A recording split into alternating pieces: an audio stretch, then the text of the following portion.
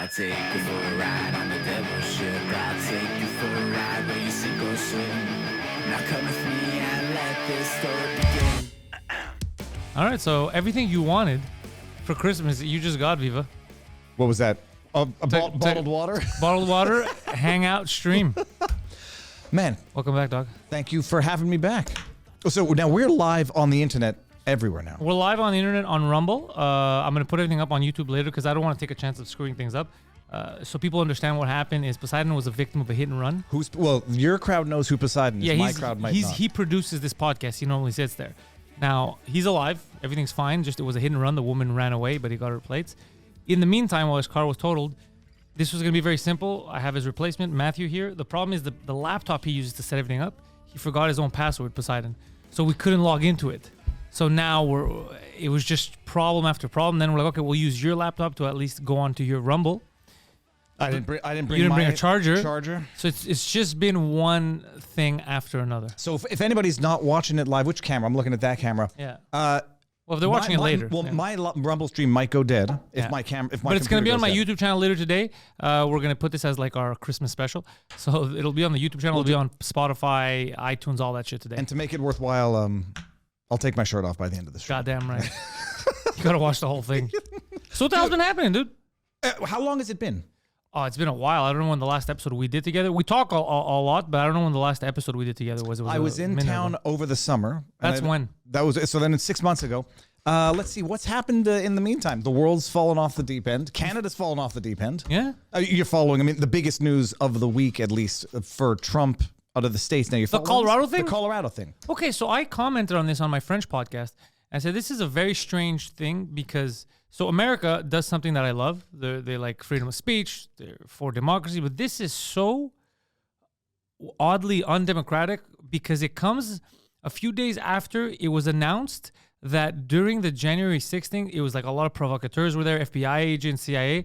So you can't announce that maybe we did this on purpose to fuck with this guy's image and then say because of this thing, we're not allowing him to be on the ballot. Because you just said that thing, you manufactured it. Then how the hell is that a reason to get this guy off the ballot? Isn't that crazy? Everything about it from beginning to end is what crazy. I just said, does that make sense or no? No, it makes total sense. Okay. Like, it's what I said. It was my New Year's prediction last year.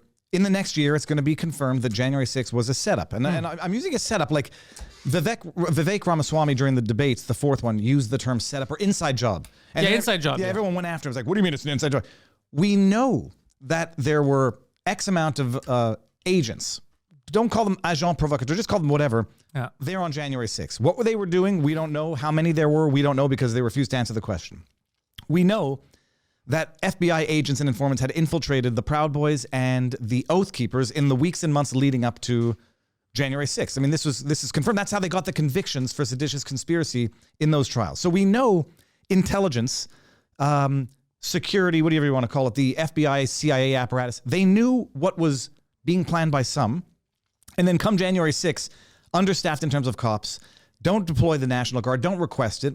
And then they blame Trump for not having deployed it. So we know that is, at this point in time, it's undeniable. It was an inside job, facilitated a Lee hop, let it happen on purpose, or a me hop, made it happen on purpose. Interesting. Okay, we know that now. The kangaroo court committee there that, the January 6th committee, they made their report. It was an unlawfully formed committee, didn't meet quorum, didn't meet the requirements for a bipartisan committee. They come out with their uncontested sort of one side of the story, propagandized literally, edited evidence literally. And then this Colorado court where they're trying to get Trump off the ballot for insurrection under the 14th Amendment, third subparagraph. They do it. They do.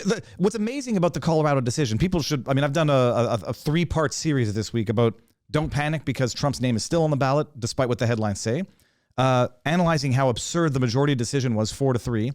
And then analyzing the dissenting decision, which basically, it was a judicial evisceration of the majority.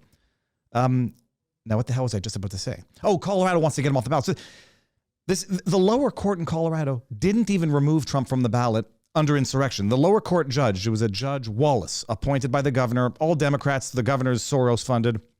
She says, Trump participated in insurrection. Bear in mind, this is a civil trial coming to a criminal determination. How?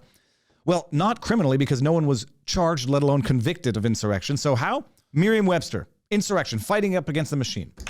But that's what we're all doing. That's what we're doing right now. Not just. Well, first of all, protest. And this is one of my observations. Protest is technically insurrection under this. Any protest. Protest Kavanaugh hearings, insurrection. You're trying to prevent the government from doing what the government's supposed to do, congressional hearings, yada, yada.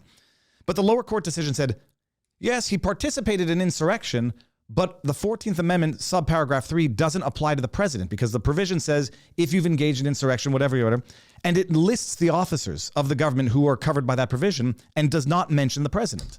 So the lower court's like, all right, he participated in insurrection. How a civil court can come to a criminal finding, it's democracy it's different with a capital D. They're also using participated very loosely. Oh, no. Well, then how did he engage in insurrection? Because part of the accusation of how he participated or engaged in insurrection, he didn't call in the National Guard. So that's like passive engagement. He didn't call in the National Guard. It was never his authority to do that.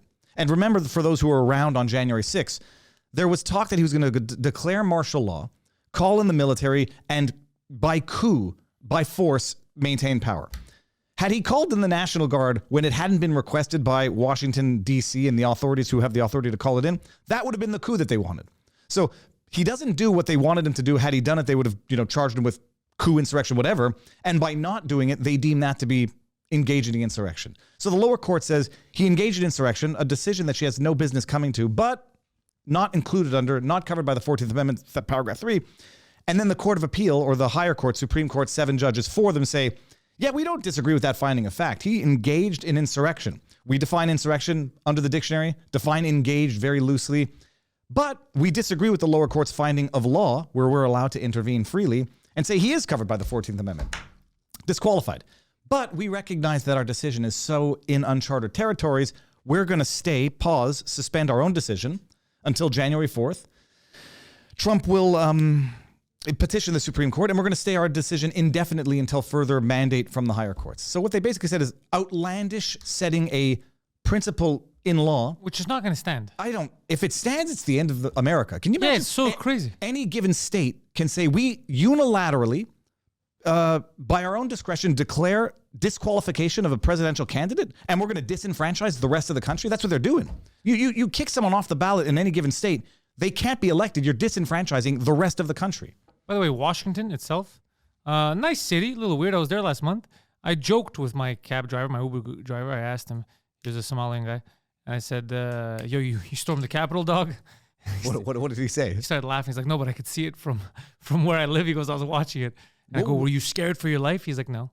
It looked crazy, he goes. It looked insane, but it was like a protest. He goes, it wasn't what they were saying. He goes, no one was beating anyone up here, like in the streets or anything. It was just there. People were protesting, he goes. Did you ask him the most intimate question, how he votes?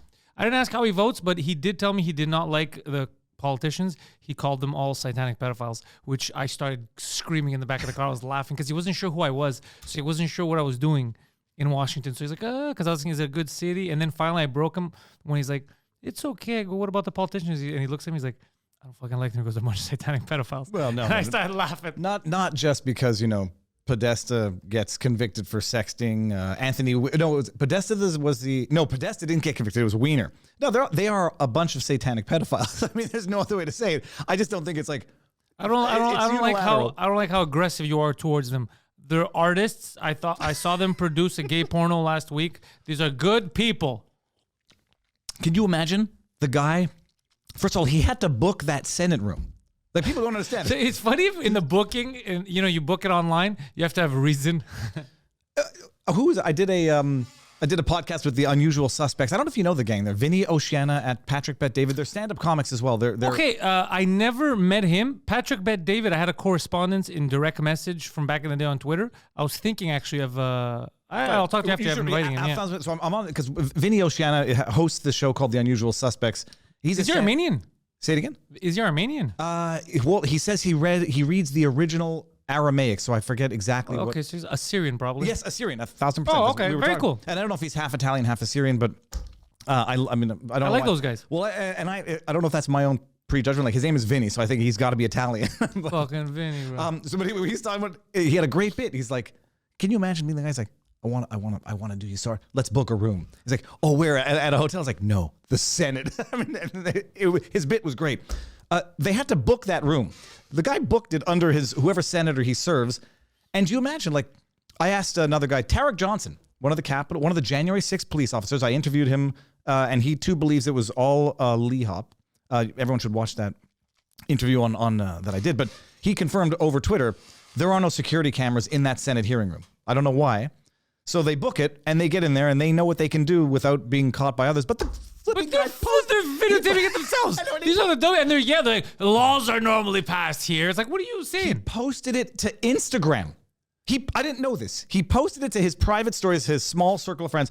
It's not just that they did it. It's not just that they did it with impunity. They did it with this sense of what's the word, like protection, or they can't, they won't even get in trouble for it because it's so standard. This is just what we do. Like, oh yeah, we can do whatever the hell we want in here. Look, you post crazy fun memes with your friends in a closed circle. Never butt sex. It's never the one thing. You're like, I'm banging a dude in the ass. Let me post this on Instagram. On Instagram of all fucking places, it's so crazy. It's not even the nature or sexual orientation of that. You don't post sex vids. It's like you don't do beat. You don't do this, sneaking around a library. You don't post that. First of all, you don't shoot that because once it's on your flipping phone, anybody, it's done. They're gonna catch you.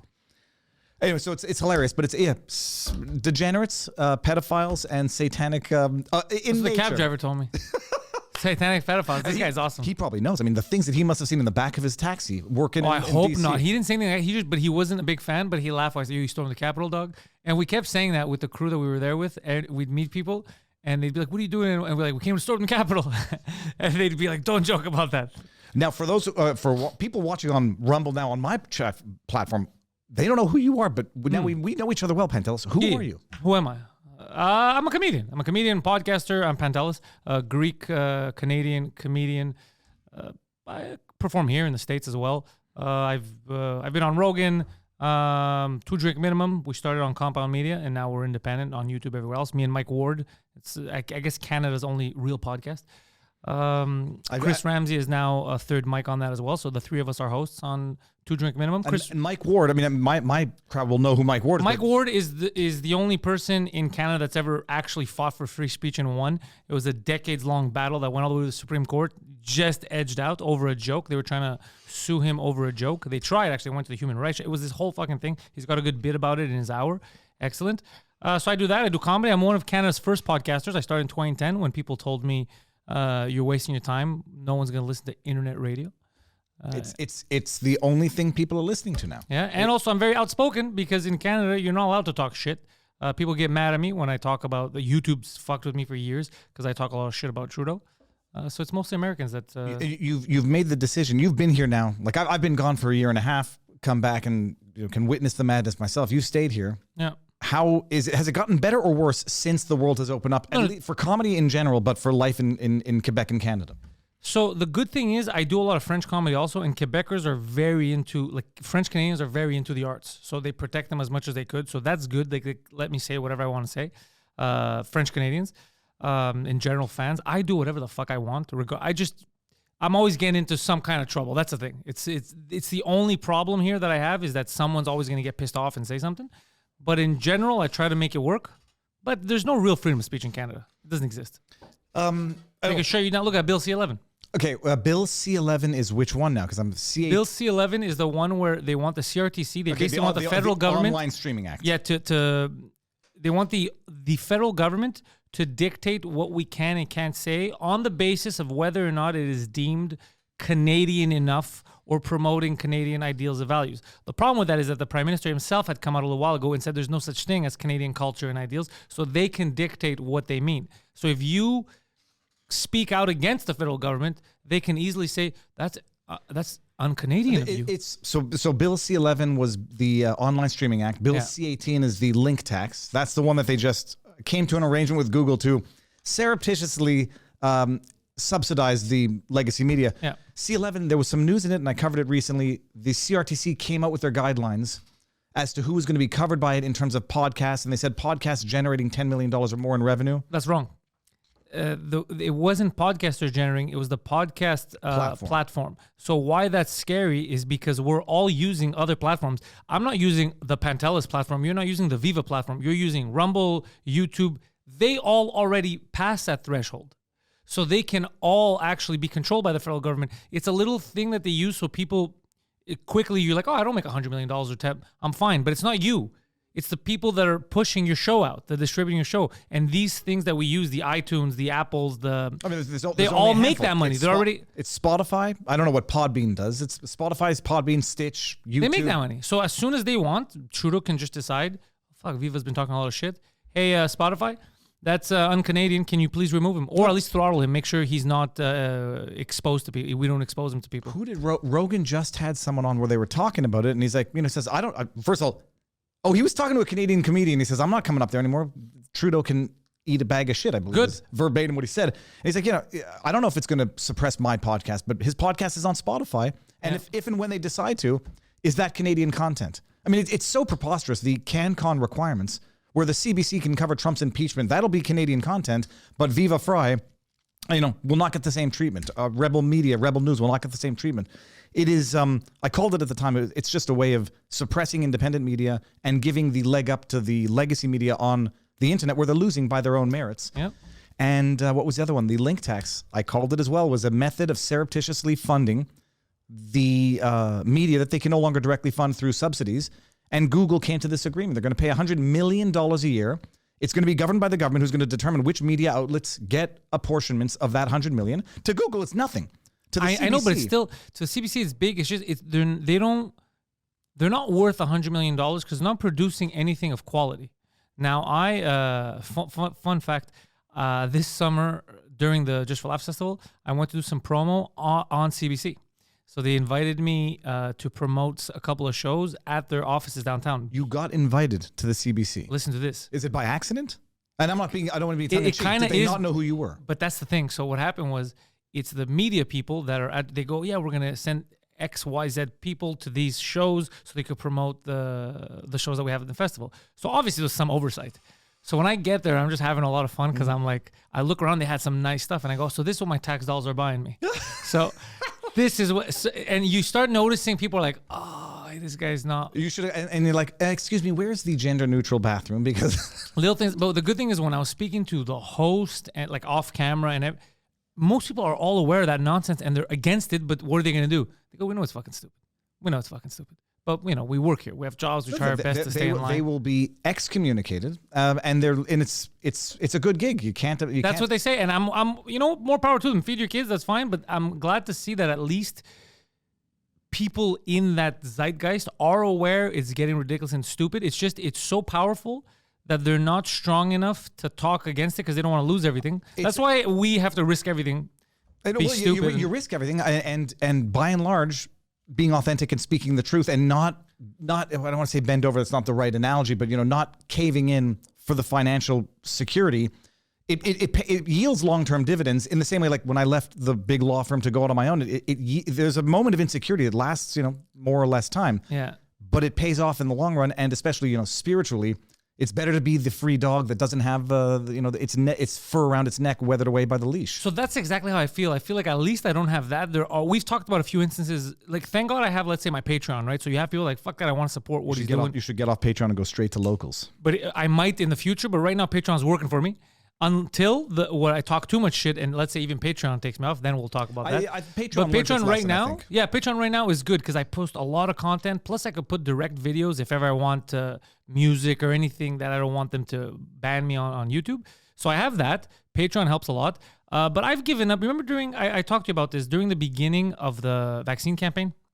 My agent at the time, she had asked me, hey, we have a commercial for the government you're going to do where you're getting vaccinated. And I said, nah, I don't feel comfortable because I hadn't gotten vaccinated. It was right early. I wasn't sure. I go, I'm still not sure if I'm going to get vaccinated. It was too early to tell. And then she's like, oh, you don't really have to. You're just going to pretend like you do and you're going to get paid. And I was like, yeah, I'm not comfortable doing that because then if fans see me do it and they assume it's real and then they get it and I haven't gotten it yet. So if something happens to them, I got paid I can't do that shit. And then I had the debate. I had called Mike. I called my mom. I was asking a lot of people, what do you think? Am I stupid for not just taking the payday and doing this? But they all agreed. They said, no, you're not going to, just don't do it.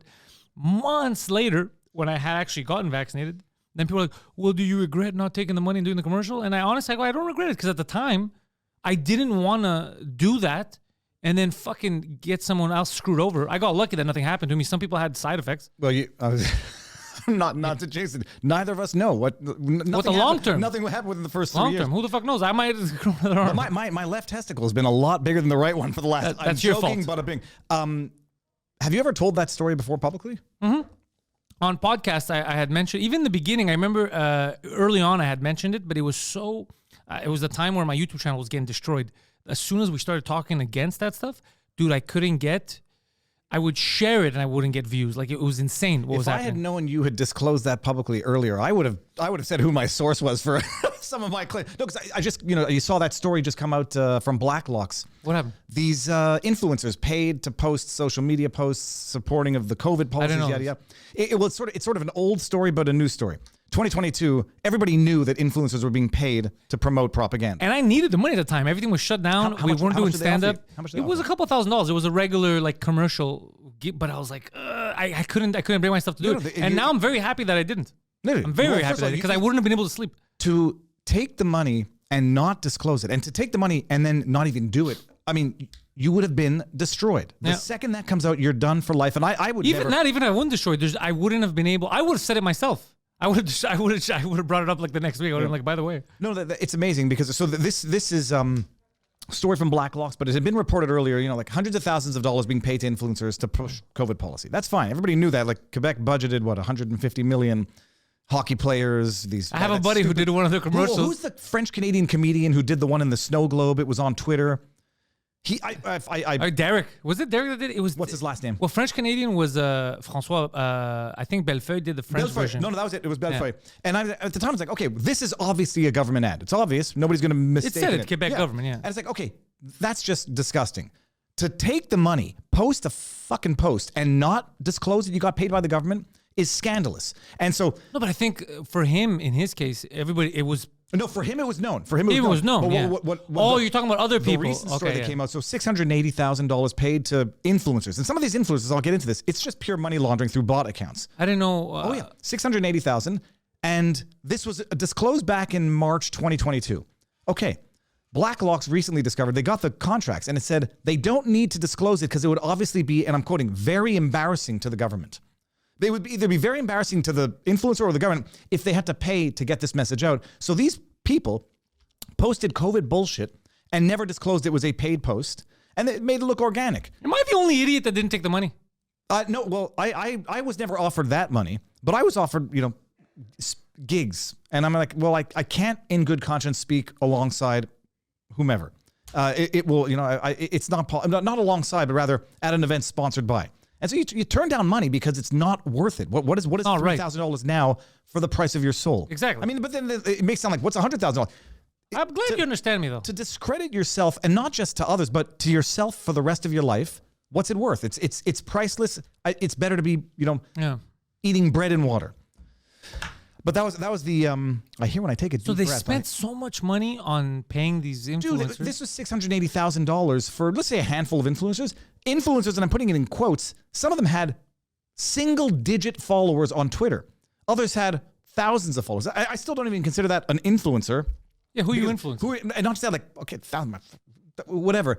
But I think it's more insidious than that. I think it's like those Russian bot farms where they spout out messages, and you think, oh, look how many people believe this, it must be true. And that's what the government was doing. It's like, when it comes from a Bellefeuille, and you know that he's being paid, okay, fine, you know he's being paid. When it looks like there's small accounts who are doing it organically, it's a psyop. I mean, there's no other word for it. It's just manipulating a narrative, manipulating public opinion, surreptitiously, insidiously, by making it look organic. So you're telling me the Quebec government was honest, but the federal government was dishonest? Well, no, I mean, I don't know who the Quebec government was honest with and dishonest with. Because I mean, the Quebec government, I remember, just like my friends, the comics that were doing it, it was all disclosed. It was, this is the government, this is paid for by the government. It was even in the ad, the government says, and they would use like a famous person. But the federal ones, you're right, it was like the commercials that they had. Like, you don't know what this is. Well, even with Quebec, you know who they publicly disclose. You don't know. But who no, they I mean, they would show this sure. is the Quebec government that says. But then, like, you go to anybody, any celebrity who's like, yeah, I just got my shot here, my selfie on Twitter, like the journalist. I hated that. You don't know who's getting paid and who's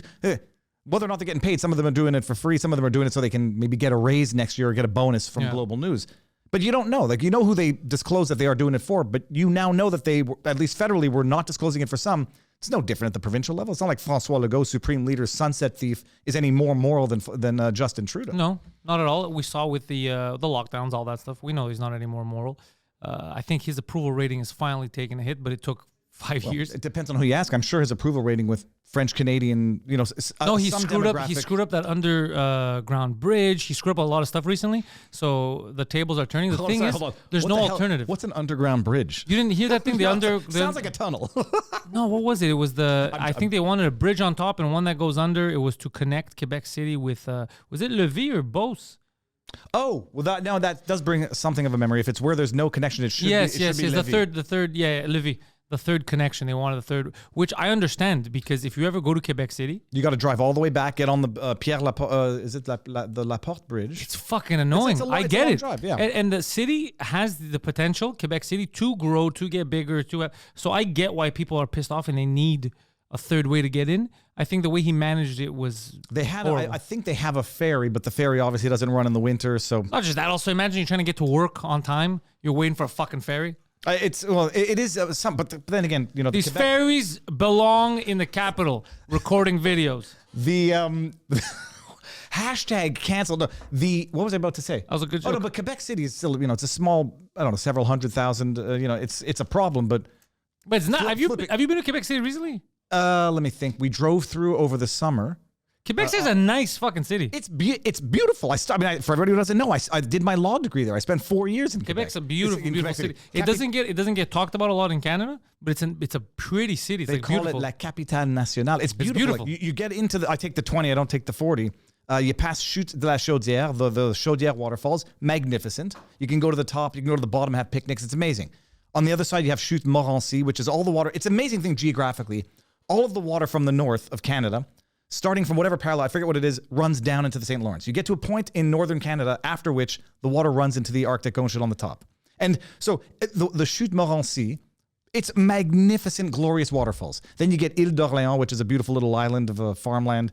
And then we went to Tadoussac, and it's amazing. Quebec City is nice. Beautiful. Quebec City is beautiful. Clean. The winter there is magnificent. Good restaurants. I haven't been there since the world collapsed. I suspect they might have taken. I've been there, but I haven't explored it.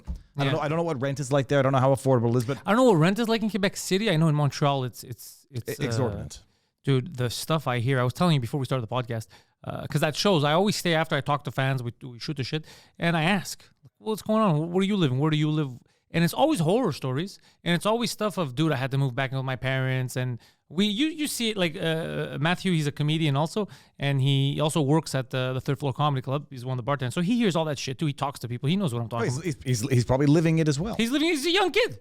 Matthew, how's life out there? I had to move back in with my parents, and I'm moving back out, and everything's way more expensive than the last time. What is rent roughly? Let's just say for 2.5 or 3.5. You're gonna pay at least $1,000.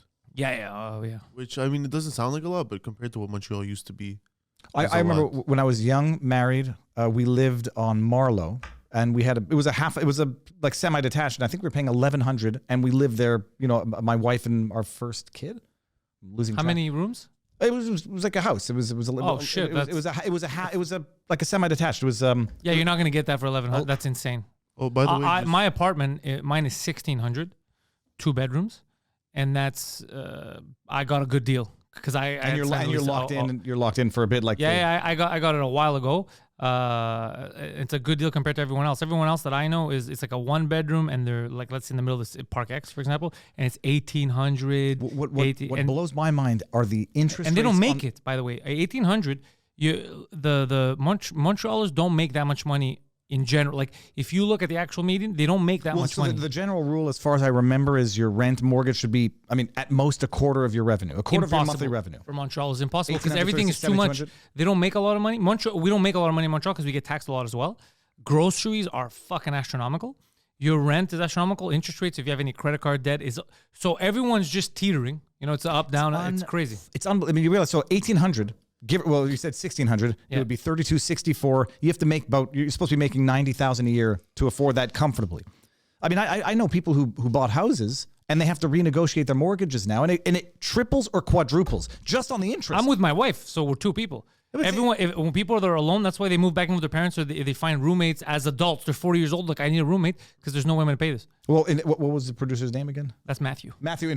So you don't feel too bad. I lived with my parents after we moved out of our $1,100 a month and lived with my parents for, I don't know, I want to say a few years. I lived there until I was 30 some odd with my wife. Our kid was in a closet, and we saved some money so that we could put it down on a house. That's what you got to do.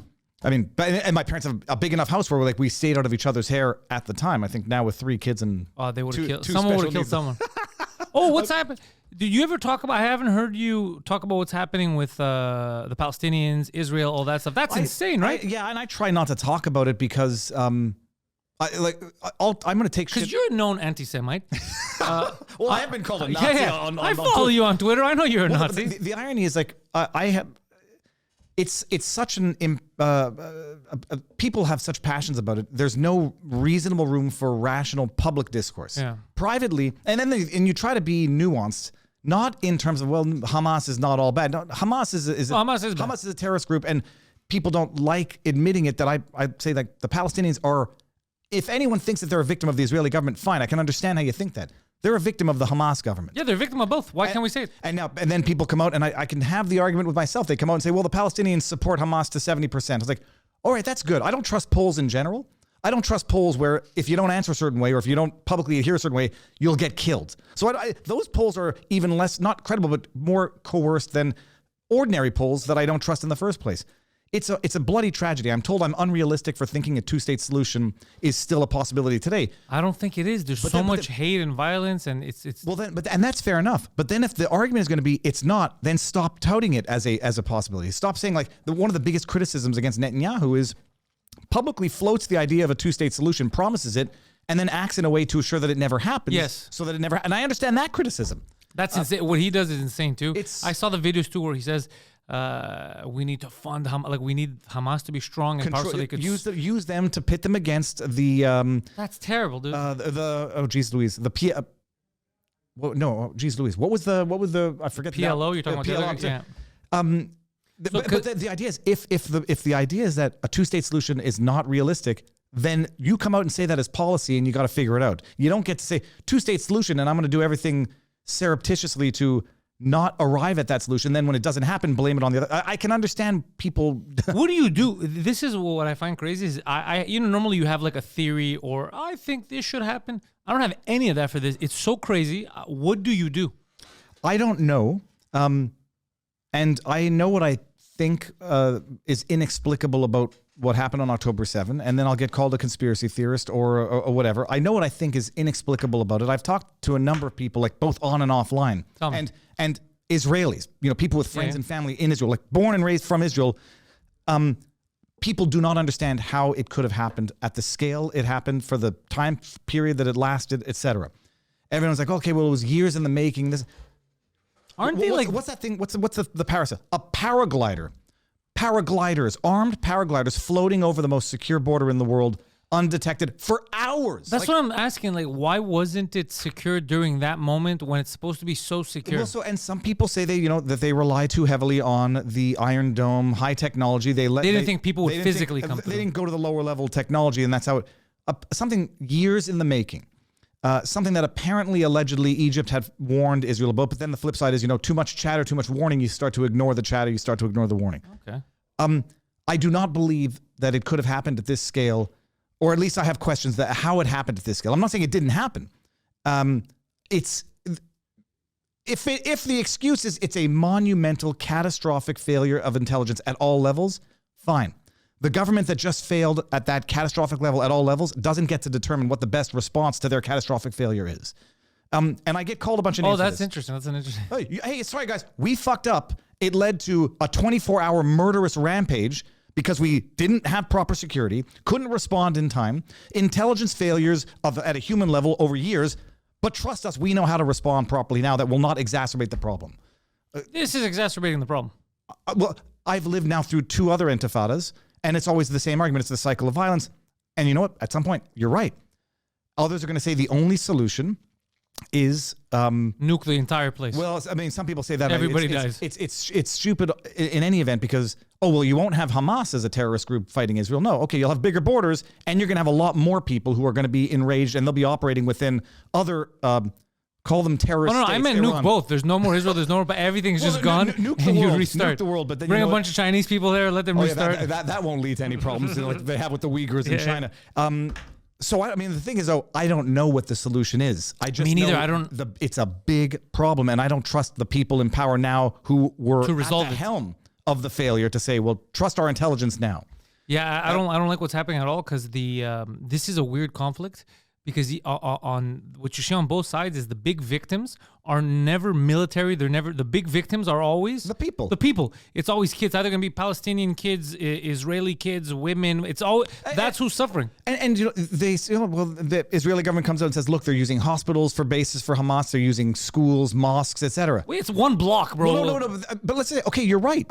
How then the hell did you leave everything so unsecure? Oh, well, we thought we had secured a temporary ceasefire understanding with them, and we're funding them. Like this is another. That's thing. another thing that's crazy. I believe it's confirmed fact now that as part of their tentative truce or whatever you want to call it, Israel was allowing briefcases of cash to go into Gaza as humanitarian aid. That's what I read. Yeah, and they knew damn well who was getting it at the end of the line. Yeah. And they continued to do it. And then when they get bitten by what they have recognized now are existential enemies. For years, look at this article, The Times of Israel. For years, Netanyahu propped up Hamas. Now it's blown up in our faces. And the argument is going to be that the Times of Israel is basically like a biased sort of propaganda. It's like sort of anti-Netanyahu. Anti-Netanyahu. You're like a CNN dealing with Trump in Israel. So that's how they might, you might. No, but I've read it multiple. It's a fact. They it was humanitarian aid coming in by way of cash. It would go. They had like a tracking mechanism. Oh, it would go to a family. Here you go. Here's your briefcase. Hamas is a gang, a murderous gang. Like they're coming in and saying, "Oh, you got that briefcase." Well, and they didn't become the leaders of Hamas didn't become billionaires because they sold falafels. Billionaires, and they don't live there. Obviously. Yeah, Qatar. So the fact that like they were doing that knowingly. Oh, well, it was part of a tentative peace agreement. Well, if in as much as we fault Obama for giving $6 billion to Iran and then saying, well, what the hell did you think they were going to do with it? Oh, it was for humanitarian aid. Well, if you free up $1 billion for humanitarian aid so that the government doesn't have to do that, that gives them another $1 billion for terrorism. That's what happened with Iran. And so if you're going to fault Obama for releasing $6 billion to the Iranian terrorist regime, you're going to fault Biden for unfreezing $10 billion in assets, you got to fault Netanyahu for basically knowingly subsidizing Hamas. You can't. It's a double standard to do otherwise. Speaking of double standards, I saw you get into a little argument on Twitter. Oh, how many? Who was this one with? This one was because the Toronto Sun portrayed an image of our friend Zelensky taking the wallet out of Biden's back pocket for money. Total offensive misrepresentation. That wasn't Biden's money in the first place. This is very good. That's very, very smart. And they called you an anti-Semite, I believe, because you thought that the cartoon was not anti-Semitic. It's weird stance for them to take. I looked at the cartoon, and then I love what you posted of the other cartoons where they all look the same, whether it's Trudeau or Jagmeet, the same kind of caricature. It's a wild thing, eh? When you're dealing with someone and you want to exaggerate their features, if they have a small nose, you'll make it extra small. And if they have a normal nose, you'll exaggerate it. Yeah. But the idea that someone looks and says, big nose, Jew, I mean, I can't. That's insane. That's the anti-Semitism. That you can't make fun. Like, it was actually, who was it? With Obama. Like, they have a number of problems when they're editorializing Obama or political cartoons about Obama. You want to exaggerate his ears. You want to exaggerate features. You don't want to get called a racist while you do it. Yeah. So, well, if anyone depicts me, they got to make my nose look small. Otherwise, you'd be dirty anti-Semites. Yeah. The cartoon. So who was it that said it? The cartoon depicts the two of the most toxic anti-Semitic stereotypes: that Jews have big noses and Jews are greedy. No one thinks of him as a Jew. Is the other thing. He's the Ukrainian representative. So this is crazy. You know who else is Jewish? Prigozhin. The leader, the former leader who got blown up in the sky, the former leader of the Wagner Group, Jewish. Does anybody suggest you can't criticize him? It would be anti-Semitic. Does anyone associate him as being Jewish and not the leader of a whatever they call military? A military. I look at Zelensky. He's not the poster child of what I think Jews are or should be. Certainly, with his links to the Azov Battalion, his support of the Azov Battalion. Didn't he like a bunch of Nazis? Dude, he just gave a standing ovation to a Nazi in our Canadian Parliament. This is he's a good Jewish boy. You can't criticize him. That was a good moment for our parliament. That was progress. And I you think- don't get any more progressive than that, bro. You don't get any more progressive than being like Nazis. Yeah. But can you imagine, like, they say, okay, well, the two most stereotypical, the negative stereotypes about Jews, big nose and greedy. First of all, politicians are greedy. So is that to say now we cannot criticize any politician who happens to be Jewish because it'll be anti-Semitic? Second of all, who else is accused of being greedy? Or like, people don't know Jews are accused of being stingy. Some people don't know this either. So are the Scots. So are the Irish. Basically, Yeah, so they're is, tightsters, the Irish. well, yeah. there's the old joke. I don't know if you've heard this. How was copper wire invented? Tell me. A Jew and a Scotsman fighting over a penny. Okay, and I love it. 'cause How did I never hear that? I love the visual because you can imagine like pulling a penny so hard. It's like, But you see, that's the thing about stereotypes, because I guess I didn't have a lot of Scottish people around me, so I didn't know that they actually had a. I never knew until that right now that the were Scots known- have a stereotype. Scots are known for being stingy. The Okay. Scottish, not the. Not God. people named Scott. And I didn't know it either. But you know what? Every demographic is accused of wanting to save their money. There's nothing wrong with that. I don't know what demographic is known. What cultural, religious... I'm Greek. Oh, yeah, the Greeks are known for just throwing money away. Just burn it. Set it on fire. Yeah, we don't respect money, and also we're responsible for those fucking sex tapes. Wait, which ones? And we're the ones that invented that position, baby. We're the ones out there. I was just listening to a podcast where they were talking about pedophilia in ancient Greek philosophy society. And I didn't... Athens. Love boys that they had. Yeah, Athens. Yeah, Who the was- Spartans weren't big fans of that, but the Athenians did. Was it Rogan that was talking about this? And he said like the whole joke, the sick joke is if they were still using you for that as an adult, it was like considered to be an insult because you had never grown out of childhood. It's different times, my friend. No, different But yeah, you can times take all indeed. these things. I'm not gonna get offended. Well, give a shit. and the bottom line, they made the Toronto Sun apologize. It says it was Why hurtful. did they apologize? Oh, That's like you're saying this was anti-Semitic. I wish someone would just pull up Elon Musk and say, "Go fuck yourself." You think I'm going to apologize for that cartoon? If it's inaccurate, it's only for my humorous reasons. It's Biden and Zelensky sticking their hands in my back pocket, or Trudeau, although I'm paying taxes in the States now. Biden sticking his hand in my pocket to fund that war, and B, it's accurate. And I give a sweet bugger all that they exaggerated his nose and his curly lispy lip. It was, if you look at that cartoon and you say that's Zelensky, the cartoonist did his job well. Yeah. And Well, then Zelensky was written on his back, I think, or Ukraine or something. well, just so you first can of know all, who it it is. was clear he had that sort of like that sharpish curl in his lip. It was a good depiction. And then I go back and pull out ones of Justin Trudeau. looks the same, big massive nose. schnoz. Jagmeet Singh, massive schnoz. Yeah. Oh, but None they're- of those two guys are But Jewish. they're not Jewish, so it's not anti-Semitic. But someone who is Jewish, first of all, my nose is what it is. Caricaturized. What am I going to scream anti-Semitism? Show me with curly black hair anti-Semitism because Semitic Jews have a certain stereotypical look to them because of 5,000 years of a certain community living. I mean, it's nonsense. But they bent the knee. It falsely implied that American aid to Ukraine involves theft. Did they not see the report from whatever it was, CBC? How much? The 30%? 30% reaches the end line there, the final destination. 70%, it's not stolen. Don't dare call it theft. It's lost. Yeah, that's theft. Yeah, no, but there's no courage. There's no courage and there's no principle. It's like everyone's just like, kill me last is basically what the mentality is. I don't want to make you sad, so I'm going to change the subject. How's Rumble treating you? Rumble is, first of all, do you hear the news with Rumble? Brazil says deplatform certain content creators, and Chris Pavlovsky says go fuck yourself. Although he says it more, what's the word I'm looking for? Not judiciously. Eloquently. He says we're not doing it. We're not deplatforming people because of their speech in Brazil Brazil. said that? What is it? Who do they want to deplatform? If you can just make sure it's Brazil. I'm certain it is Brazil. I just saw it yesterday. He says we're not doing it. So shut us down in Brazil. We will no longer offer services in Brazil, just like France. And Wait, they don't offer services in France? yeah, because France wanted them to deplatform RT when the whole war broke out. What the fuck does France care about? This is a globalist war on free speech, and I'm not going to say like it's a globalist war on free. Video platform blocks Brazil. There you go. Because Brazil pulled the France. France says when everyone's saying the war is so serious, you can't have Russian state propaganda. It's all propaganda. Oh, like the CBC is not state-funded propaganda, like NPR is not state-funded propaganda, like BBC is not state-funded. No, but the good propaganda is what you can get to propagandize your own citizens. So they said in France, it was a while back, they said, take off RT, and Chris Pavlovsky says politely, go fornicate with yourself. And no. I like that. So in France, you need to have a VPN to watch it. It's something of an inconvenience. I got a bunch of fans in France, and they can't watch unless they have a VPN. You can watch on Locals, vivabarneslaw.locals.com. And now Brazil, who needs to control speech to maintain control of the people, has made the same demand. And Pavlovsky said yesterday, issued a statement I'm sorry, this is not how we do it. We're free speech, not absolutist in the sense that you're not going to get on the platform and say we're going to kill people, but we're not bending the knee to political pressure. I want to interview this guy, but he doesn't get back to me, Pavlovsky. Well, listen, I'm going to text him immediately afterwards and say the next time he's here, or maybe you come down to Florida. I'll go down to Florida and interview him. Yeah. You can stay at our place. Yeah. What do you guys? You guys are far from like Rumble Studios and shit. We're nothing.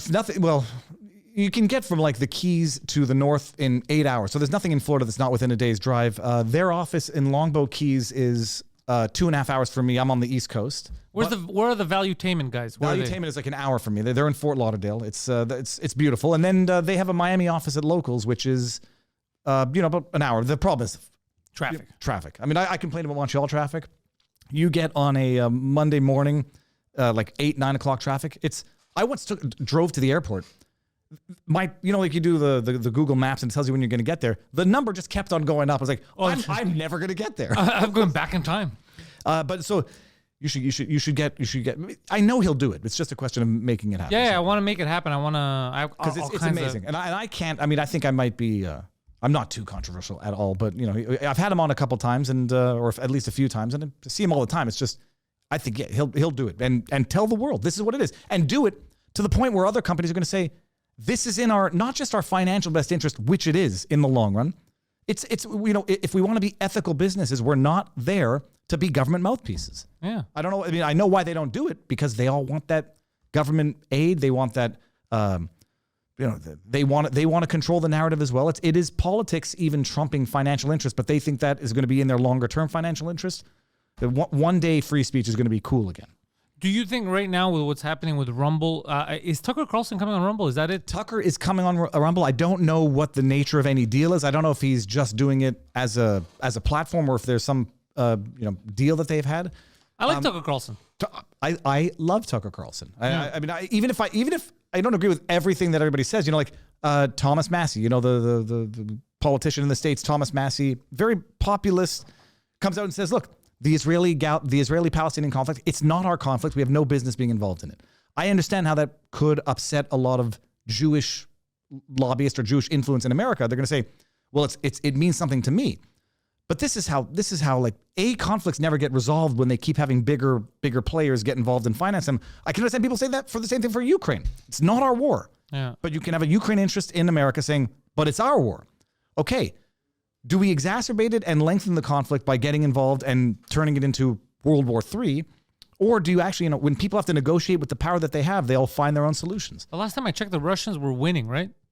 Depends on who you ask. Go ask McFaul on Twitter, the former U.S. ambassador to Russia under Obama. Last year, he was telling you Ukraine was winning. Putin knows it. A year later, they're losing. And if we That's what I'm saying, yeah. It's and how many hundreds of thousands of people did they send to the slaughter? Yeah, they're just letting these people die. Stated objective proxy war against Russia.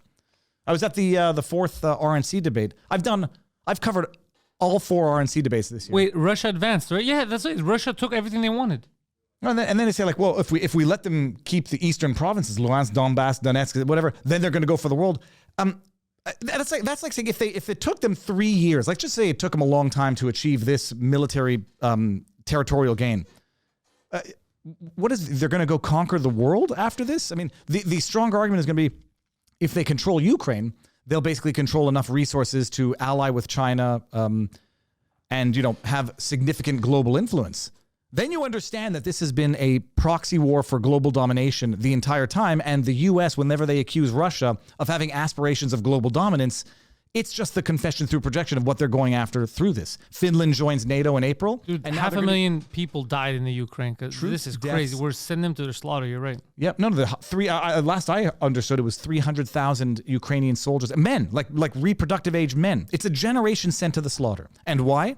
Because they didn't want to negotiate what was Zelensky's election platform to negotiate a peace in the East. It's worth it to America. Tim Scott, during the 4th RNC debate, comes out and says, the blood loss, the Ukrainian blood is worth it because it's going to weaken the Russian military regime. Well, worth it to you. Yeah, it's not your kid. It's not your kid. That's what I'm saying. It will never be your kid. And then when they come out and threaten, money is going to be much more, it'll be less painful for Americans than American blood. Fuck you. You're threatening not only with my money, But Someone with my else's kids. Yeah, and someone else's kids too. Their kids are sure as hell not going. I mean, you get RFK going, RFK Jr.'s kid going. Did you hear this? No. RFK's Jr., if you Google this, went and fought for the Ukrainians. Temporarily. What? Yeah. RFK Jr. went. RFK Jr. Yeah, and RFK comes out and says he's proud of his kid. He did what he believed in. Let me see here. RFK speaks on son Connor, secret enlistment. Thank goodness I'm not like embarrassing myself by saying That's something. him That's just, with a mustache. I don't know who that is. That's RFK Jr. I've never seen a picture of him. He's kind of ripped. Look at that. Nice veins in his arms. So, some people will go and their kids will do it on their own, but like none of these people sacrifice. It's not their money. It's not their blood. It's not their kids. And they know that it never will be. And so there's no sacrifice to them other than coming out on TV, looking all solemn, saying, it's in our national best interest to do this. Is it? Give me your child. I mean, it's enraging again because hundreds of thousands. And for what? And now they're going to come out and say, well, we can't negotiate now because if he gets what he wants, he's learned the wrong lesson. You've learned the wrong lesson. You need to know how to negotiate from a position of power and from a position of weakness. Yeah, and also negotiate peace because lives are not something to be toyed with. Like when have you ever resolved a conflict by cutting off ties, expelling diplomats? I mean, it's like they want the war. But they do want the war. I know this. Well, it is. And I'm looking back at now World War I, which I still don't understand. You have the assassination of the Archduke Franz Ferdinand. And then World War III. And I don't understand how it happened. I understand how it happened. But it sounds like they were just looking for the excuse. Well, it's because the way treaties worked back then too, everyone was tied into each other. So all it took was one person that had the balls to declare war. You're all in it. Kind of like NATO. I mean, it's an amazing thing. Finland joins NATO in April 2023, and now Finland is saying, hey, US, come use me as your military repository. You can have access to my lands whenever you want, store weapons on my land wherever you want, and you can do it free use. Unfettered access is what Finland has offered for military use to America, and then they think that Russia's the aggressor? But then if Russia bombs them... They'll trigger their NATO pact when an external force kills NATO members. But when Ukraine does it via accidental missile, whatever, and they kill 2 Polish farmers, after calling for Article 5 of the thing there to draw everyone into World War III, well, then nobody wants any sanctions against Ukraine. It was a mistake. It was Ukraine. We'll forgive you. What does that say there? American forces are entering the high north at a nearly explosive pace. On Monday, Finland is following Norway and Sweden in opening up their military bases to the United States and what date of America. is this? I hate articles that don't make a week ago. 1 week. I can't stand when they don't make the date prominent on the top. It's nuts. And they accuse Russia of having, what is the word I'm looking for? It's not globalist. It's imperialist expansion. That's what they say. Yeah, imperialist expansion. And then meanwhile, they want Ukraine in NATO so they can use it for more, research, biological research facilities, not labs. They want Finland to join, and they just did, so they can use them as now. Now you got more arms on the border of Russia. Who are the imperialists here? Is this why they're so against Trump? Because he's the only person wacky enough to just destroy everything right now. The funny thing is, it's not because he's the only one wacky enough to destroy everything. That's Biden is proving very capable of doing that. I mean like he's the only one that's willing to expose like the career politicians because he doesn't care anymore. Well, I think the irony is, in as much as he was, what do they call them? What's the word? Not a unpredictable. I forget what the analogy is. There's an expression. He's a wild card. A wild card is what they think kept some people at bay. Like, well, who knows what he's going to do? But the other bottom line is he did understand a little bit of the geopolitics, seemingly a little better. Engage in tariff wars, not blood wars. Yes. And don't tell people not to negotiate. Nothing has ever been achieved other than conflict from not negotiating. But they expel ambassadors. We can't talk to him because he's Hitler. Well, congratulations. You've walked yourself into war. And so, and come out and tell Zelensky, we're going to back you, so don't negotiate what you were elected to negotiate a resolution on because your big brother's going to come in and help you. That's how you escalate battle. That's not how you resolve it. And it's enraging to watch in real time, but people don't understand the degree of the loss in Ukraine. They say it as lip service to try to demonize Russia, but they don't fully appreciate that we have been, and we, the American government, the Canadian government, anybody who's been subsidizing this war, has been subsidizing the wholesale slaughter of a generation of Ukrainians. It didn't have to happen. And they're probably going to end up at the exact same solution that they could have 300,000 people ago. Which is devastating. Not for the politicians. It's good for them. They've been getting their cut of the money that's being laundered through that conflict. Did you get a chance to speak to Alex Jones recently? Yes, but not since he's been back on Twitter. I'm trying to think of when the last time because I was on Infowars recently and I hosted a segment. It was kind of cool. Oh, that's badass. Yeah, it was fun. And I had him on recently, but it was well before he got back on to Twitter. I want to get Owen Schroyer back on and talk to him about that's a good get his too. 2 months in jail. I wanted I never reached out to him because I figured same thing like Alex Jones. He's going to get bombarded. But same thing with Alex Jones. I even sent to his people. I said, look, I'll pay. I'll bring him. I'll fly him out here, get him a nice hotel. I'll interview him, but they haven't gotten back to me. I wouldn't expect Alex Jones to come to Canada. But that's the thing soon. I thought about after I sent it. I go, does he want to fly up? Does he like Canada? Does he have a passport? I don't know how the government treats him here. Is he allowed to come in? Like, I don't know what the hell happened. I don't know that either. But I mean, look, if he's anything like Rogan, I would want to come here out of principle if I'm like him. I'll fucking fly down there and do the interview. That would have been the easier way to do it. That would have been. That's what I should have done. Yeah. Digital is not anywhere near as fun as in person. No. That's why I'm willing to go down or even pay to bring him up. Owen Schroyer. I had Owen Schroyer on before he went to jail. After he had been ordered to go to jail, and he's another guy who you know what you know of him only from the media, and then you talk to me like the guy's not just down to earth. In as much as you can know someone's a good person from a digital connection, a good person. Alex Jones, I mean, I talked to him enough now. I think he's been on the channel at least 3 or 4 times, and I've been on theirs. But for some stupid things that he said, which people we all say stupid shit. I say stupid shit all the time. But and entertain crazy ideas.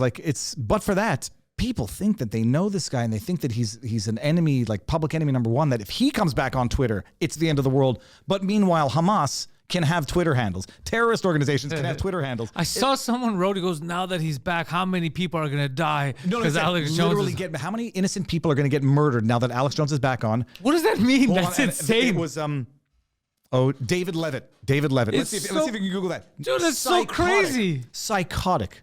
How many innocent people are going to get murdered now that Alex Jones is back on Twitter? And I said to the guy, that sounds like a threat. I'm pretty sure it was David Levitt. That's insane. This is the guy. Apparently, he got someone fired over a toothbrush at Target many years ago. But you'll find I'm certain I interacted with that. Yeah, how many innocent people are going to get murdered? That doesn't make any sense. Well, it makes sense if that's what if you talk about dog whistles, that's what they're That's insane. It's embarrassing that an adult man would say that. And at what did Alex Jones do at worst? I mean, people also think they understand a lot from the Alex Jones trial that's factually incorrect. Like Alex Jones didn't sic his followers to harass the families. The families were already being harassed before Alex Jones even caught wind of the story. Yeah. The only reason it made its way to Alex Jones is because it was already popular in folk, in pop culture. And so he felt compelled. He wrote, Elon Musk is responsible for every person who dies now that Alex Jones is back on Twitter. That sentence doesn't make any sense. So and look at how it's written. Elon Musk is responsible for every person who dies, not cause of. So just who dies. So if anybody on the planet dies right now, can you click on his bio one more time? I just want to see if it says. Let's see here. Board games. Okay, it's crazy. But what it is is I like this level of lunacy. If you read it as a threat, it's actually kind of scary. Like he's responsible for everyone I go at. If I beat the shit out of that person now, Elon Musk made me do it. I killed 9 women.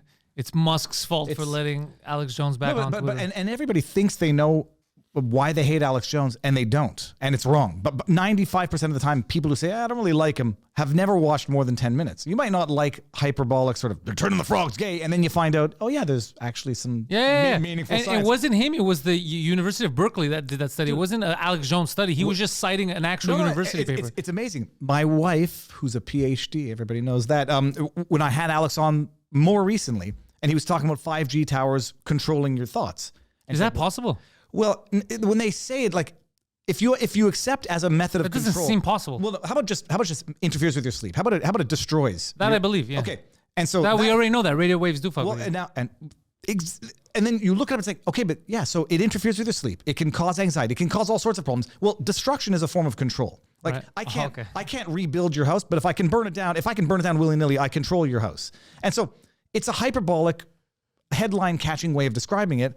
That's something that, they're going to plant thoughts in your head. No. But if they interfere with your sleep, if they cause cancers, that's a form of control through destruction. And so it's not wrong. They're turning the frogs gay. Man, they weren't gay. They turned the frogs trans. Like it caused. There was legit science to it. Yeah. And so when people But think that should, you know what? The people shouldn't care about that, him yelling at the Proxy. They should care about that study, how these pesticides and all these chemicals are destroying us. We got to be careful. endocrine disruptors. I mean, I know that I don't know enough about it. I just know that people who I know are smarter than me talk about endocrine disruptors. Yeah, it's not good. No, it's not good. No, but and just to bring it all the way back to Alex, people think they hate him. They think that he said things about Sandy Hook that he didn't. They think he's responsible for things of Sandy Hook that he's not. And so when they think that he's coming back on, some people actually think like he had something to do with the killing of the kids. Yeah, I heard that too, It's and I was like, fucking this nuts. is insane. It's insane. So they see him coming back on Twitter. That's their existential line in the sand. Not Hamas, not terrorists, not O.J. Simpson. Alex Jones. Who actually killed people. Well, Allegedly. not allegedly. He was found not guilty in a court of law, but civilly liable for wrongful death. Different burden of evidence. Allegedly. Well, Robert Barnes, the man that I do my I know him. he believes that OJ is innocent. Oh, Yes, legit, and he's not crazy. He's like he's not crazy at all. This guy. So I want to hear what his So, argument. and we've been like, I don't know, it's been like 3 years in the making. We're like, we're gonna do the OJ special, and if we can get Dershowitz to do it, because Dershowitz was OJ's. Dershowitz was. It wasn't Dershowitz. It was Hold on. wasn't it Johnny Cochran?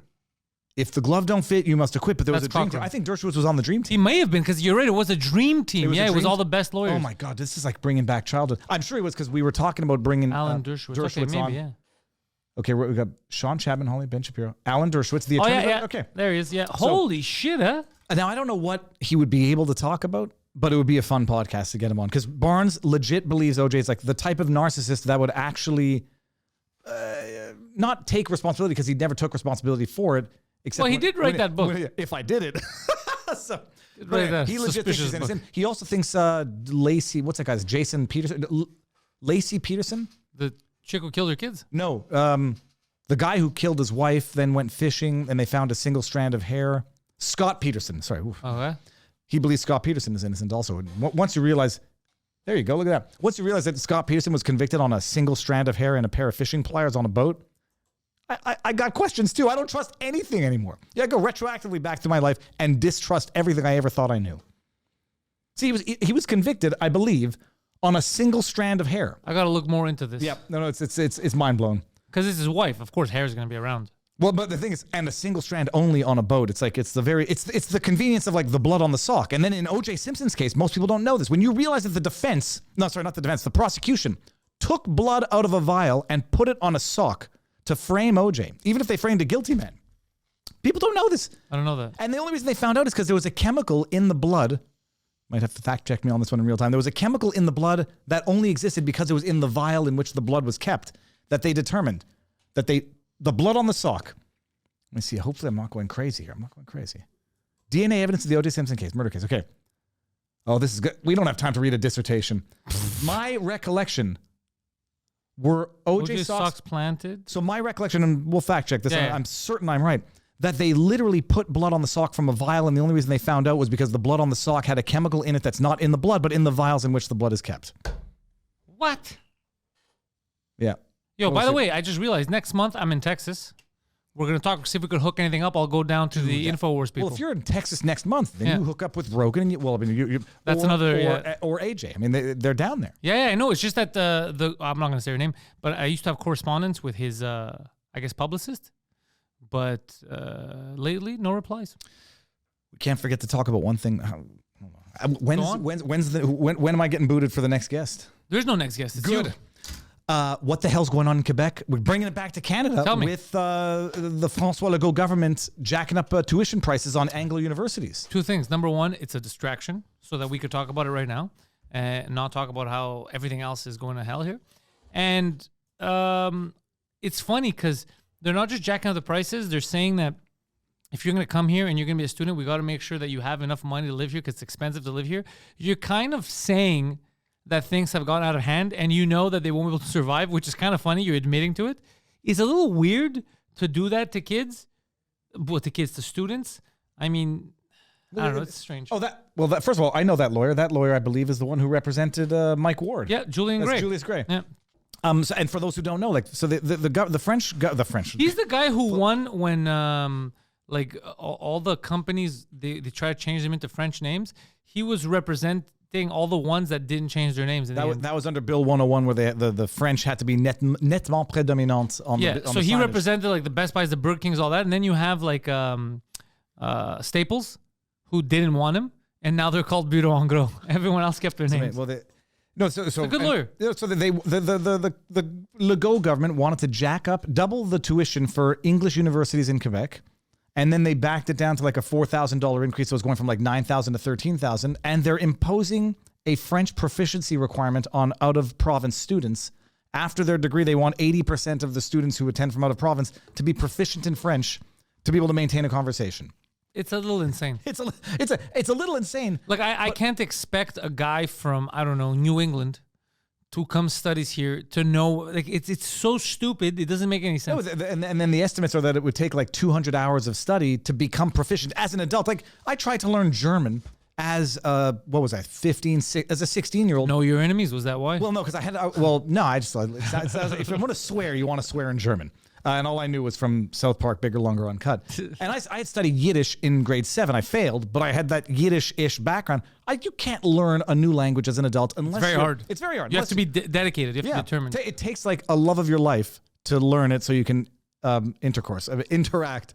So that My wife can speak, read, and write Greek. Shut up. Yeah. That's amazing. But she's very good at learning new languages. She's fucking quick. Yeah, that's very well, impressive. and there are some brains that are just I can't. My oldest brother learned how to speak German. It might have been for a woman, but he learned it. He speaks German fluently, and it's amazing, like fluent. What was I about to say? Oh yeah, but to expect somebody as an adult, 18 to 20, even older, to learn a new language proficiently enough to have a conversation. My thought, and I'm going to make a video on the way home. Stop at St. Joseph's Oratory. This is a way of nationalizing the universities. This is a way of the French, the François Legault, Quebec government saying, it's a nice institution you got there. I can't go in and take it over, so I'll just enact regulations that will effectively turn that institution as to one that is basically available only to Quebec residents, Quebec students. Which I don't think it could run if it's just available to us. I think we need to expand. It's good to have international people come in, bring some money. Bring some money, bring some culture. Come in, learn the French, even tangentially, and then whether leave. they like it or not, they're gonna learn French when they come because everyone's French. And like I was listening to somebody on McGill on a podcast. I don't know who it was, but they're saying like the idea that you come to Montreal, an international city, and don't learn any French is crazy. It was a selling point. Come, study in English, learn French, live in a European, and now it's going to be, you come, you speak the language, yeah. And if you and if you don't want to learn it, don't come. But they know. Look, he doesn't believe in this stuff. It's done on purpose. It's done. Number one, see if I could get away with it. Maybe make some money. Good point, to distract about. And the second one is catastrophe. distractive. Everything's catastrophic right now. He doesn't want to draw attention to it. This is something to fight about. It's not real. This is so stupid. Who gives a fuck? Well, the only thing that I'm thinking is it's $4,000 extra Canadian for out of province, out of country students. That's a lot of money because if you start counting how many students we get, that's a lot of money. Well, apparently it's 30,000. I think it's 30,000 international students. That's a lot of money, doggy. 30,000. I ain't no too good at Times math. 4,000. McGill announced that they were going to subsidize the $3,000 or $4,000 increase, and it would cost them anywhere between $42 and $92 million. And then they're hoping that pays off in the long run. It's nuts. I mean, the funny thing is, like, I'm an Anglo-Quebecer. I willingly and deliberately went to Quebec City to study at Université Laval so that I could perfect my French. But there's, people are just not going to do it. It cannot be a tedious, here's an extra semester of study so that you can have the privilege of coming here and pay more to study in Montreal. That, and I don't know if it feels like the city is collapsing. It certainly feels like the city is collapsing. So come here in a collapsing city, cost through the roof, pay more for your tuition, and this little thing. I was thinking of running for mayor. Dude, you absolutely should. I mean, you'll never. You might win. I might win. That's what I'm saying. Because no one runs for mayor, and the current mayor is so hated. I think maximum turnout is 30%. Dude, I think I have more podcast listeners in French than they have people that vote. Well, now you brought up the next step. You saw what happened to Valerie Plante recently? When she fell? Collapsing. That I wasn't happy about. That was scary. I was like, what the fuck? Well, it's the second time in 2023 that it's happened to her, a medical emergency. Look, bro, the stress, here's the truth. Make fun of her or not, but the stress of any position like that when you're not, because she wasn't a public person before, must be insane. True. Like, you're not used to getting any comments. And then from one to the next, like, you fucking stupid bitch. It's crazy, well, dude. add to the mix maybe a little bit of POTS syndrome after having gotten 4 of those frickin' shots. She got 4 shots? She got at least My count was 4 because she had gotten the original and then at least 1 booster. No, but and ordinarily, it's none of my business to ask these questions. But if you can Google all of her, she's got posts like, "Oh, I got my booster," and she's flexing, showing how strong she is, that she got the 3rd, 4th, whatever the hell That's shot not she's up necessary, to. man. And one of the most common adverse events reported is something called POTS, which is just you faint because of low blood pressure when you get up too quickly, or something along those lines. I feel bad if that's the case. Oh no, I feel bad too. But then the other bottom line is, I want to know what the cause was. Remember, they came up with an article that said her emergency was fatigue was a factor. For sure, it was a factor. Fatigue is always a factor. Now, what's the other factors? Oh, fatigue was a factor, and so was an adverse. I mean, I don't know what it was. Maybe, but I'm damn well within my rights to know now, especially since she made mandatory vaccination for city elected officials to get into the city hall. You have to show your double vaccinated. So you want to have that history. You want to have that political, medical imposition of other people's lives, and you start collapsing twice in a year. I have no doubt fatigue is a factor. My question is, what else is the factor? I do feel bad for her, but I would run against her because clearly doesn't know how to run a city. So I'd love to take over. What was the, were they not talking about making something of a Montreal tax like New York has, a city-specific tax? I would get rid of that right away. I don't remember what the deal is. I mean, not that I have not been paying attention. I would to lower Montreal taxes. politics. I would reduce the size of the city government. I would go crazy. I would go like that Argentinian guy. Absolutely, with the chainsaw. I would go, no. Do you notice how they're pedestrifying all of these downtown arteries? Yeah, but most people don't live. The people that have the money to spend don't live inside a mall downtown, so they need to get here from somewhere. Our metro system, as much as we brag about it, doesn't go to the suburbs, so they're gonna use cars to get here.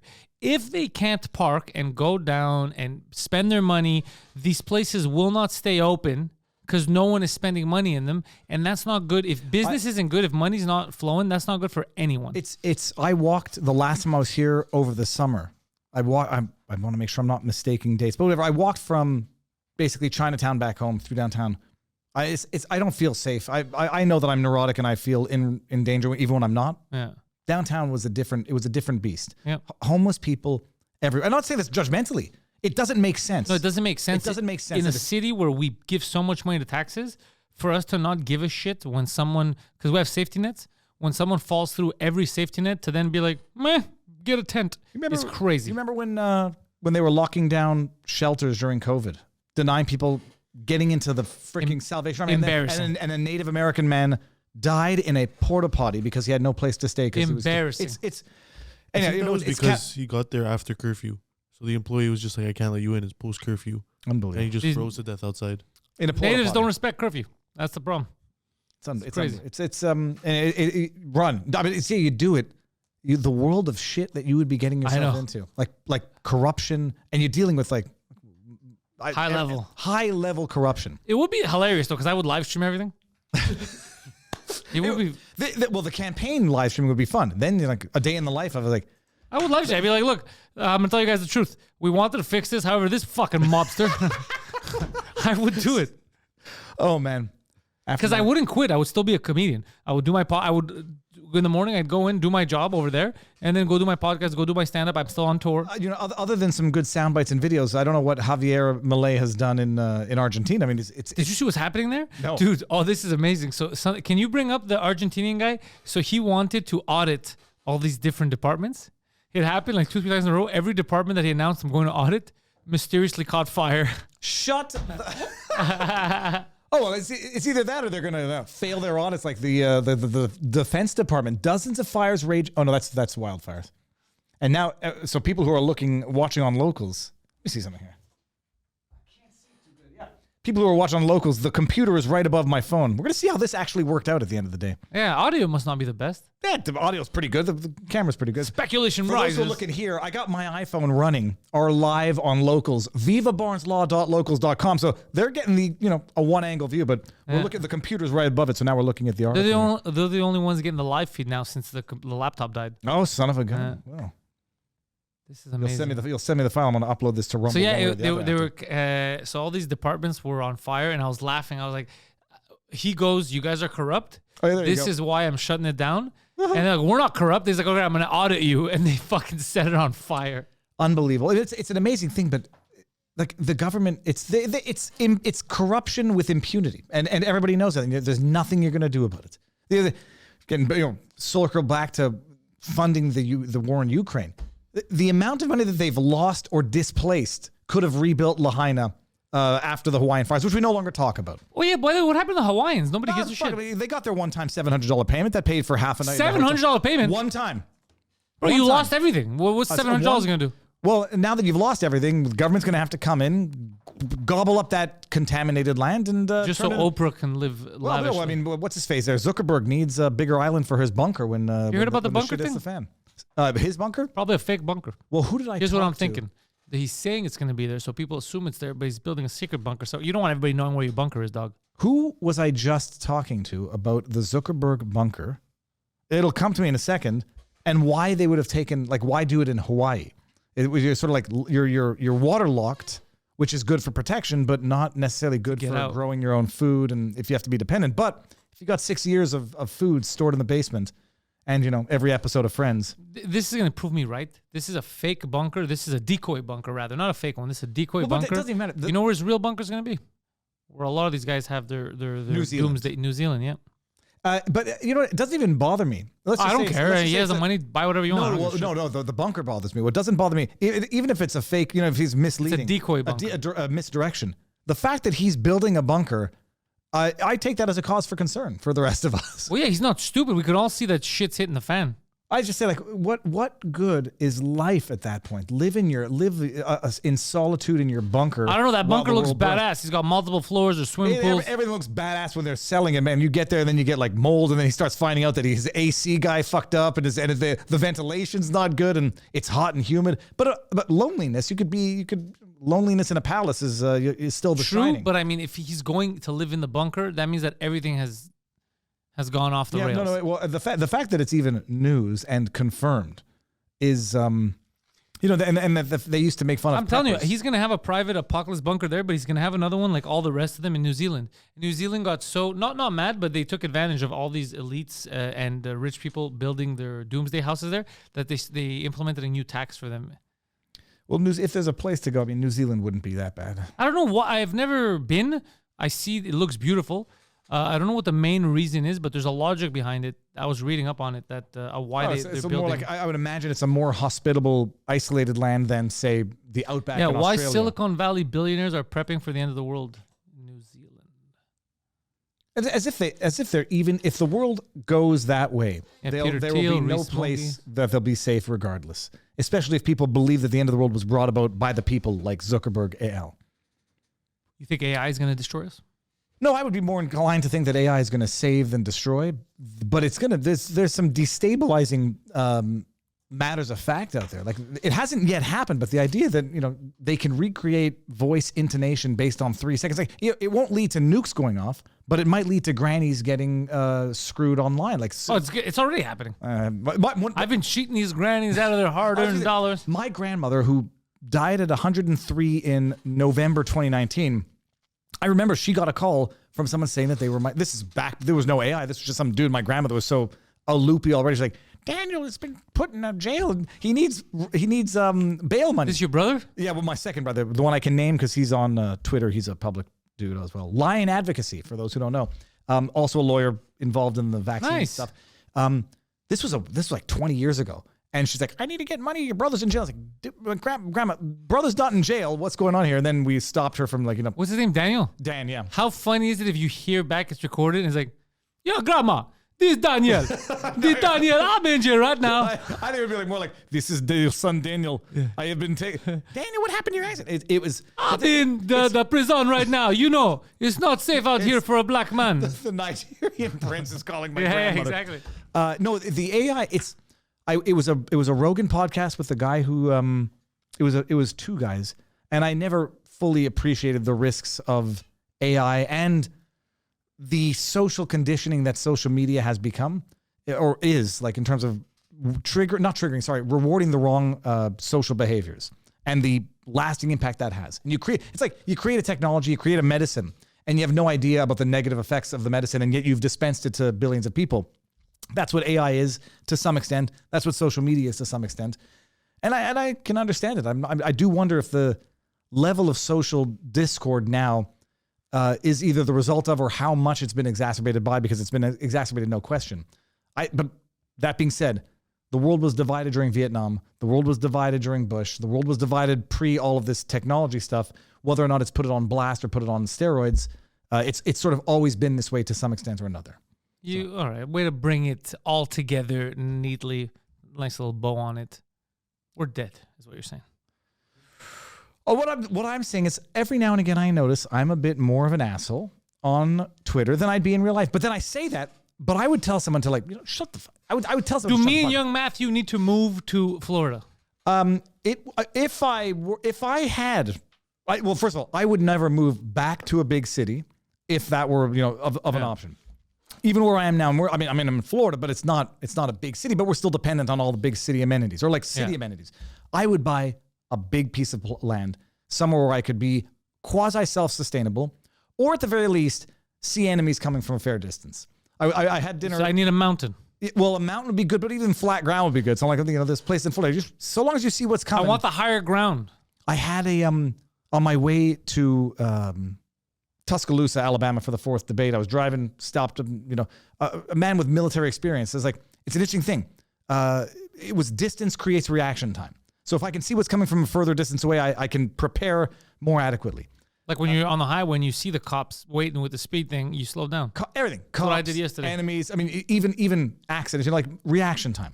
I would love to be more self-sufficient, or not self-sufficient. What's the word? Independent. The problem is, I'm coming down there. We're starting a compound, baby. We do it, but the thing is, at some point, if the world goes that burned to the ground, I mean, we have to find out what Rogan's up to. He knows what's happening, dude. You got to take advice. If you're gonna take advice from someone, take advice from him. Do you know what the funny thing is? I envisioned the end of the world and Rogan being like the savior. He becomes the president of the world. He's on his tanks with his machine guns, shooting what I could see it, because I don't think he's prepared to live in isolation, self-sustained. He would be prepared to take control of what the hell's going on. Bow and arrow, just shooting everyone. Like Camacho out of amazing. Except not retarded. Yeah. No, so that's it. So, I would, that's the way I'm planning, obviously have water and all that stuff for a couple of weeks. But if the stuff hits the fan and it's months and it's social decay, Zuckerberg's not going to be safe in a bunker in New Zealand. And what good is that life anyhow? All right, I guess I would love to have a bunker just in case, but I kind of agree with you. A fishing rod and just isolation is isolation is the thing I don't like. I want to be out. Well, no, I mean not isolation like in your house locked down, in a river in Wyoming, just a tent, and I'll eat and drink fresh water. Heaven on earth. But anyways, we'll see. Okay, and wrapping it up in a bow. Tell me. What time is it here? 11:45. You don't have anything to do. Stop. I got nothing. What do I got? I got my kids. You're on vacation. Stop my wife has got the kids. We got a party this afternoon, but nice. No. 2024 is going to be fireworks in every sense, and hopefully not the sense of violence. But economic crash? Are we talking depression? What are we saying? I don't know. I don't understand enough about these mechanisms, and I can't even. I lived through 2008. I don't even really fully appreciate what happened in the subprime. What was it? The subprime mortgage housing crisis. I don't understand what happened. We bounced back. They say things are cyclical. We're going to go into another one. Whether or not it's going to be, I don't know. But it doesn't look good financially for a large portion of the population. And then some, people who are fortunate enough to be able to get through, not have big mortgages or whatever, or have money saved up, fine. But when you have social problems like that, they're going to bleed into other problems. Crime, the border crisis might have might be a big problem, but just politically, 2024 is going to be singularly unique in where we're going, because if we thought it was bad in 2016 and we thought it got bad in 2020, by all accounts, by all metrics, logically, this is going to be part 3 of that story. It's going to be It's wild. what I'm expecting to. I mean, I don't want to go. I don't like putting certain juju out in the universe. No. We're not putting it out there. We're looking at what's in front of us. We're taking all this information, and it doesn't look good. And like World War I, one assassination of a random Franz Ferdinand, great band, by the way. Yes. Triggers World War III. I mean, you got. It doesn't even need to be a prime candidate. Imagine you're the Franz Ferdinand of World War III. Well, apparently the guy went to jail and lived long enough to see the consequences of his action. But my theory is that something was going to trigger it. It doesn't matter what it was. It was going to find the trigger. That was a decent trigger, assassinating the Serbian Black Hand. But no, it's what's this? Prophet of Doom, psychic. predicts what's in store for, well, what is it? Cyber attacks, natural disasters, and well, that's a stupid, see, this is the problem. That prediction, it happens every year. Yeah, There's always it's not a natural prediction. disasters, there's always cyber attacks. Oh, look, he looks like a total. Oh yeah, he looks like a fucking I'm gonna doofus. take advice from that guy. Sorry, I don't mean to be mean. You can't judge a book by its cover, but Yeah, you can. That's what covers are for. That's what covers are for. Viva, all the links are in the description. Merry Christmas, Happy New Merry Year, Happy Christmas to Holidays. you. Enjoy everything. life, what is it called? Wealth and health, wealth, and happiness. Why not? In 2024, but just take health, and then wealth and happiness comes from there. Viva Fry, links, if you don't already follow him, are in the description. Follow him, follow me. We got a Patreon. We got everything. Thank you, guys. Go fuck yourselves. We've built this prison cell 'cause we can't trust ourselves.